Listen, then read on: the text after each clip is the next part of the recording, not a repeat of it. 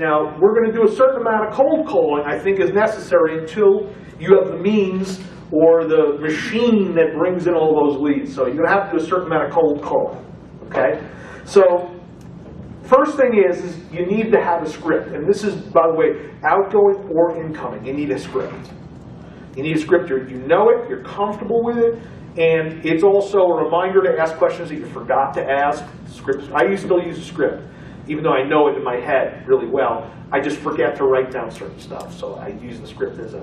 And if someone calls me on a cell, I try to do is say, listen, let me call you back in 15 minutes where I can be somewhere I can take notes. And that way I can, I can have the script in hand. Okay? The first thing you want to do is create rapport before you ask any personal questions. You got to get some kind of relationship going there before you jump in and say the third question. What's the bottom line you're going to take for your house? And what do you owe in your mortgage? People are not going to. It's like dating. You can't just jump to third base. You got to romance them a little bit, right?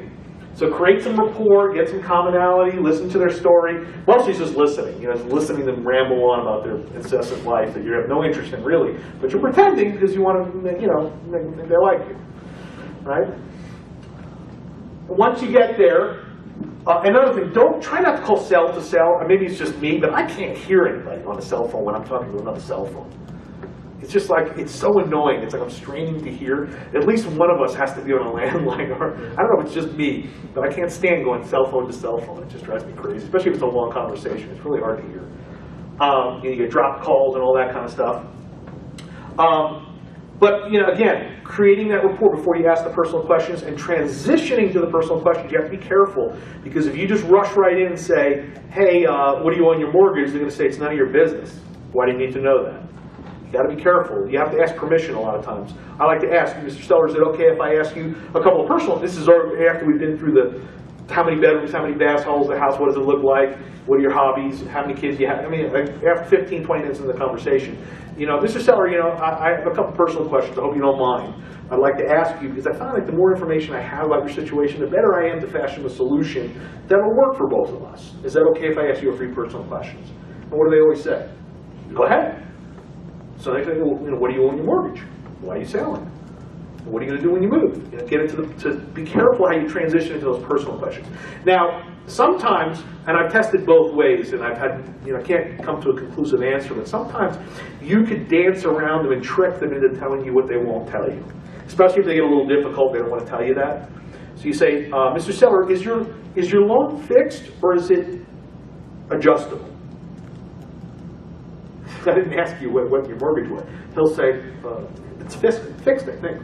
Do you know if it's assumable? Because if it is, I can pay you a lot more for the property. I know it's not assumable. What am I doing here? I'm setting him up to take over his payments with something creative like a lease option or a subject to or something like that. But I'm getting him to answer the question of whether he has a mortgage or not. You understand? By asking questions like that. So I'm getting, sort of like through the back door when I can't get through the front door. Right? So he won't tell me what the balance is. Sometimes you can ask him right out at that point. What do you owe? I don't want to tell you that, Leslie. I don't want to tell you that. I don't think that's relevant. Okay. Well, let me ask you a question. Not right away, but you follow up, you dance around a little bit, get a little rapport going, come, sneak back around the backside and go, hey, if you sold the property, he's asking $200. So if you sold the property and we closed next week and you paid off your mortgage, what would you expect to realistically pocket when it's all said and done? I don't know, $50,000. So I know he owes $150, more or less, right? He just told me his mortgage balance without telling me. So you got to practice that. I don't recommend you record yourself, even though it's illegal in most states.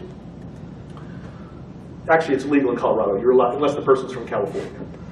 But we're a one-party rule state, but California's a two-party. You need both persons' permission. But who cares? You're not bringing it into court. Just record all your calls so that when you go back and listen, you're like, I can't believe what I said. He was begging me to buy his house, and like an idiot, I'm rambling on. Which is another thing about calls is you should ask more questions and listen more than you talk. You have 2 ears and 1 mouth for a reason. Tell people how great you are and how trustworthy you are. Because when you tell people you're trustworthy and reliable, what do they think? He's not. Right? He's not. I suppose when people hand me the card with the fish on it and tell me they're a good Christian. holding on to my wallet with both hands. Nothing against people who are Christian, but I'm saying when people profess their religion or their virtuosity or their reliability or how great they are, I'm usually suspicious because they're telling me, you know what I mean? Especially when you're dealing with a difficult person on the phone and they're just being very resistant. They're like, well, how do I know that this is going to happen? You can trust me. I always fulfill. You just created more distrust. When someone says something difficult, when there's a difficult question, someone asks a difficult question, there's only one way to respond. You know what that is? The truth. How do I know you're going to go through with this? You don't. That's the honest truth. But what other options do you have, Mr. Seller? You can trust me, or you can not. Is there any better way to answer that? No. And they'll appreciate your honesty. And they'll probably say yes and drop the objection. Most times the objection is not the real objection. It's I'm scared, or I'm worried, or I need to have some other concern. So they're throwing these things out at you to see how you're going to respond. And you're going, you can trust me, I'll do that, no problem.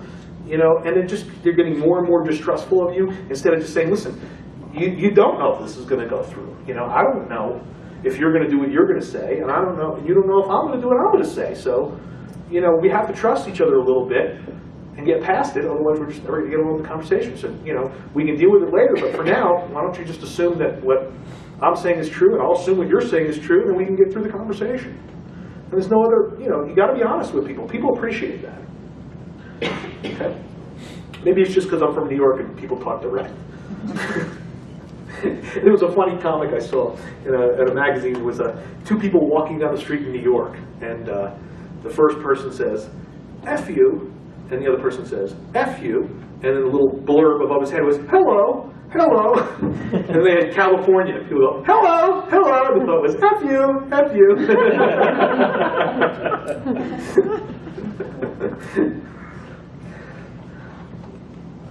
FSBOs, FRBOs, and newspaper. Those are the three sources we talked about earlier. Let's talk about FSBOs first. Okay? So, it's tough calling FSBOs because a lot of people, the first question you have to get out is, why are you selling or running that through a realtor? That's the first question. You need to know the answer to that. And it could be a variety of things. I'm testing the market to see what I can get, and then I'm going to list with a realtor. Bad answer. That means they're not motivated. Okay? I listed with a realtor for 2 years and it didn't sell. Good answer. Good. They don't trust realtors or whatever. Or I don't like realtors. I don't trust realtors. I owe too much and I need to get more money out of it. I want every dime and I don't need a realtor. That just means they're an idiot. That can tell you right there, they're probably not going to make a deal because that's an idiot. Everybody knows that 98% of the houses sell in the MLS and they sell for top dollar in the MLS. What makes you think you're smarter than all the realtors out there? So someone who does that is just a moron. Unless it's a really desirable neighborhood that, even still, you put it on the MLS if you want top dollar. So if someone says, you know, I don't need a realtor, I can sell it on my own, I can get top dollar, I want every dime out of it, you're probably not going to make a deal with that person because they're too greedy, too stupid, too short-sighted, and they're a moron. I mean, I'll just be honest. I mean, who does that? I understand testing the market for a few weeks, you know, to see if you can generate a little interest just for the heck of it. Maybe a buyer's agent call you, a listing agent. I could see that. But someone who says, you know, I want every dime out of it, and I'm smarter than the realtor, and the realtor said it's worth $200, and I think it's worth $250. You know they're an idiot. Okay. So if that's not the answer, I'm going to probe a little further and see if I can get to you know, why they think it's worth X and try to walk them off the cloud a little bit. You know, that's the only thing you can do with a for sale by owner. Because most for sale by owners suffer the same problem. Their expectations are too high. That's usually why they're listed for sale by owner. Their expectations are too high. So they go, it's worth $250, and you go, that's interesting. Why do you think it's worth $250? Now, at this point, you should be typing up in your computer doing comps to try to figure out what it is. But even still, you know, even if I wasn't sure what it was worth, I would ask them, what do you think it's worth? It was $250. Why do you think it's worth $250? Because Zillow said. That could be one answer. Now, Zillow could be low. That could be good too. Or they say, well, my neighbor's house just sold for $250. That's a common answer again. That's interesting.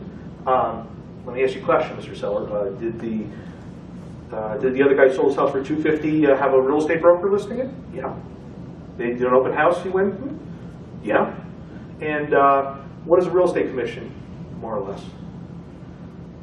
Most people know it's 6%. Okay, so 6%. So 250 minus 6%, you can knock that right off the top, right? Yeah. And let me ask you a question. Can you tell me a little bit about what that house next door looked like when you went to the open house? Did it have granite countertops? Yeah. Stainless steel appliances? Yeah. Let me ask you a question, Mr. Stiller. Does your house have the same finishes? Well, no. Okay, so there's a difference in value, right? I guess so. What do you think it would cost to get your house in its current condition to the condition of the, the finishes of the house you saw? No matter what he says, just laugh.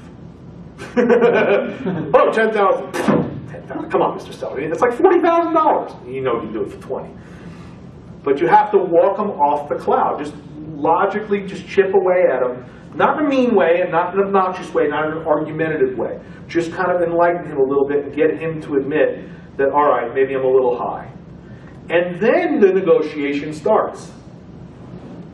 Don't start, if you start out 250 and you go, I'll give you 150, you're just going to piss him off. Because you need to get him to back off first. And that's where the negotiation starts, from the back off point to your low ball.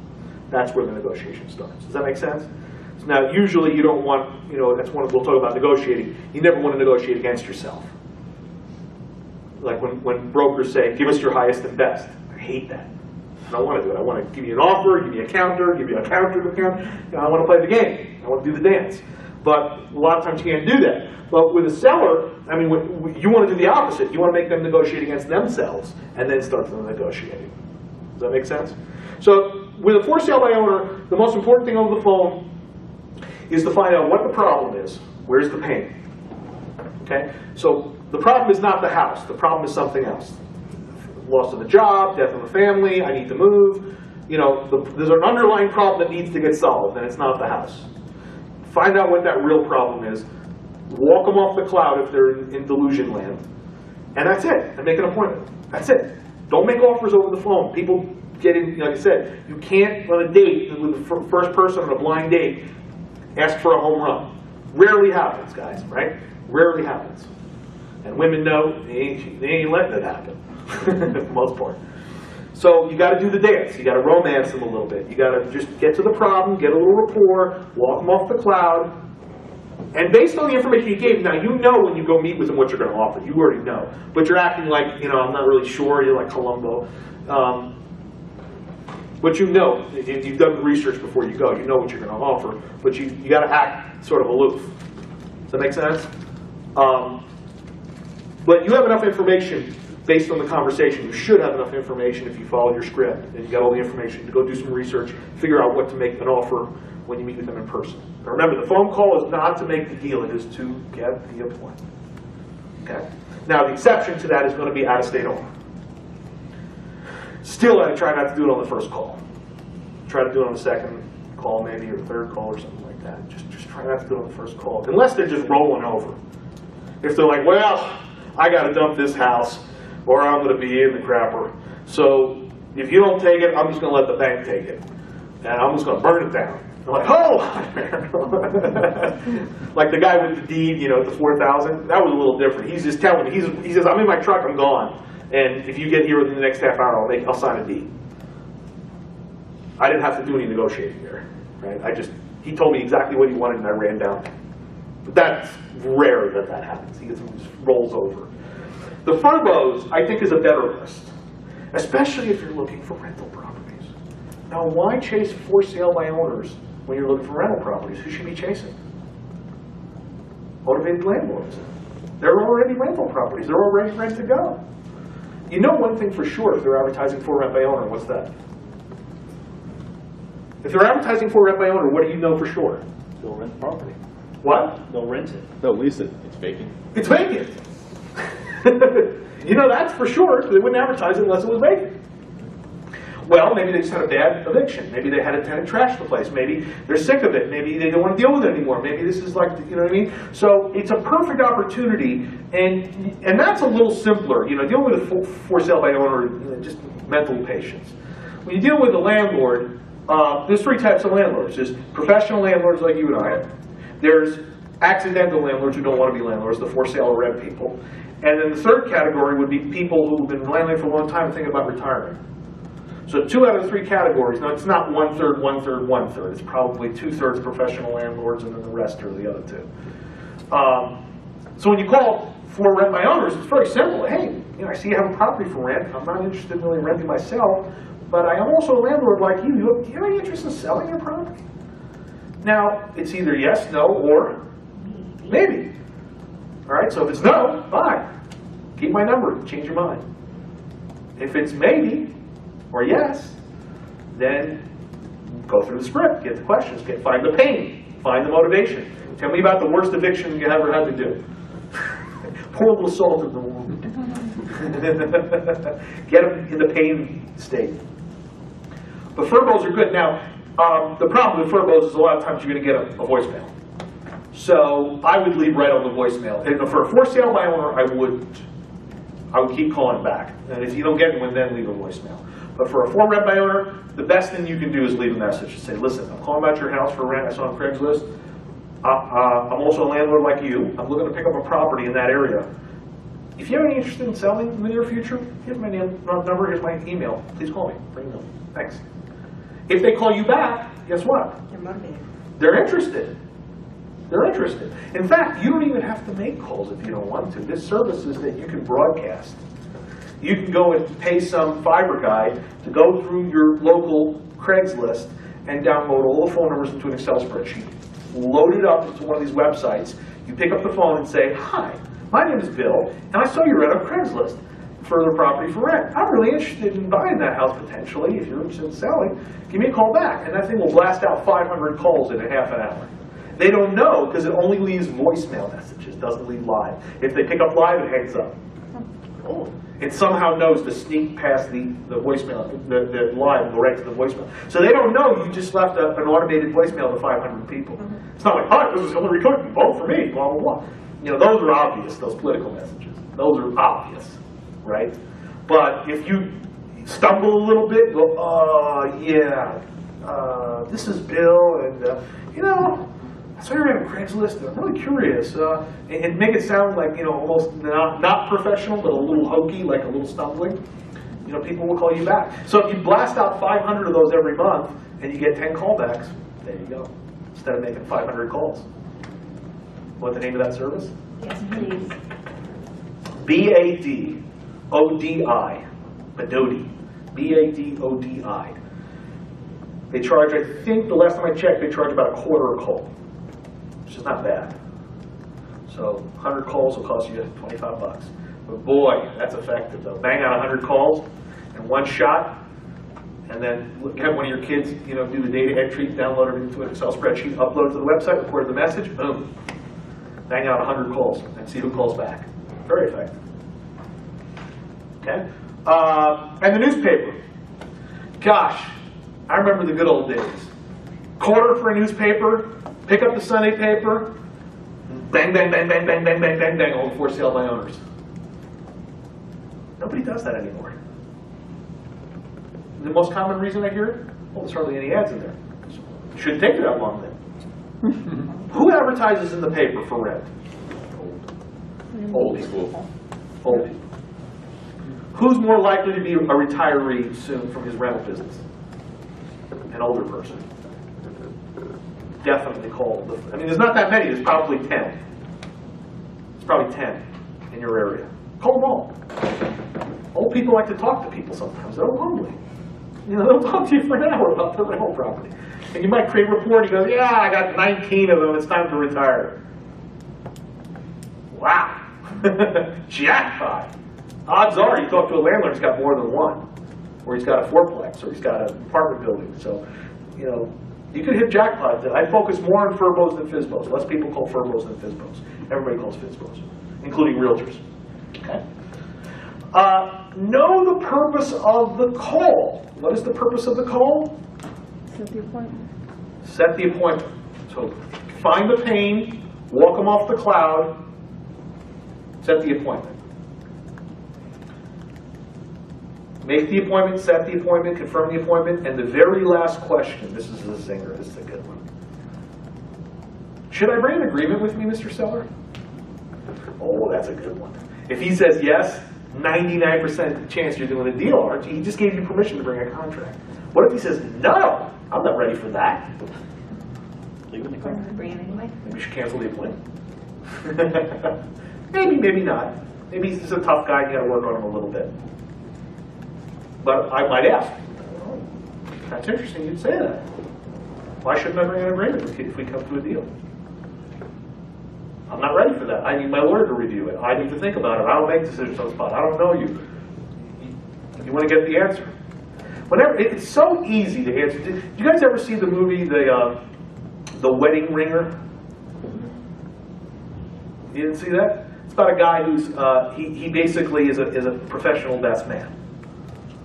That's his job. He pretends, like, for people who don't really have, like, guys who don't have, like, a best man, he'll be your best man, give you, like, groomsmen and everything. He'll talk you up at the speech at the wedding, make you look like a hero. You know, it's really funny. It's a funny movie, you should see it. But he says, you know, he goes, what if they ask us questions? Because the wife-to-be said, I want to meet him, bring him over to the family. He's like, oh my God, what do we do now? And he's like, don't worry about it. If a man asks a question, just ask another question back. It's really weird.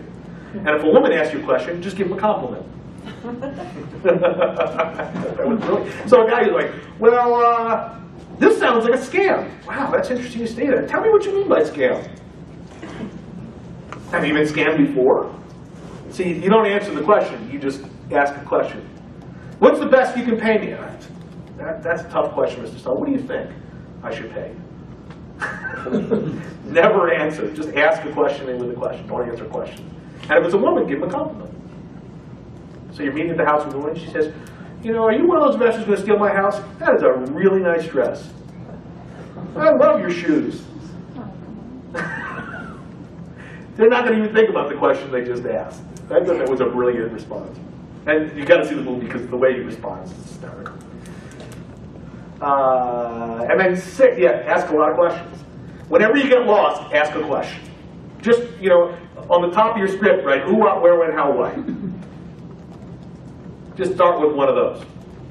If you get lost, ask a question. It's the best way to control the conversation, by the way. Because when they start asking lots of questions, you're on the defense. Respond with a question. Okay? And smile when you dial. Smile when you dial. Get a headset, stand up, and smile. I like to do it in the mirror. That was one of the sales tricks a sales trainer taught me. He's like, do a headset, look in the mirror, and smile. See yourself smiling. And they hear you on the other end smiling. They do. I'm telling you, it's the attitude on the phone is very important. Has anyone ever had a good salesman call them up and really get money out of you? Like, I didn't want to do that, and I just couldn't resist. I just couldn't resist. I just spent $1,500 the other night on knives. On knives. It was my friend's kid, and he's going to college and makes a big commission, so I'm like, what do I need, $1,500 knives? You know, the rest of your life, I'm like, I'll lose them. I don't remember. Who has knives for their whole life? I'm sure I could have, and then right after that, we paid $1,500. My wife and I are watching TV, and there's this infomercial for this little knife sharpener for like $8. Zoom, zoom, look at it! Just throw the tomato in the air, cuts it in. I'm like, we just spent $1,500, and for $8, I gotta go a knife sharpener. By the way, if anyone wants to hear the pitch, I'll give you his number. He's a good kid. They're good knives, though. But I don't know if they're worth $1,500. I'm not a sushi chef or anything.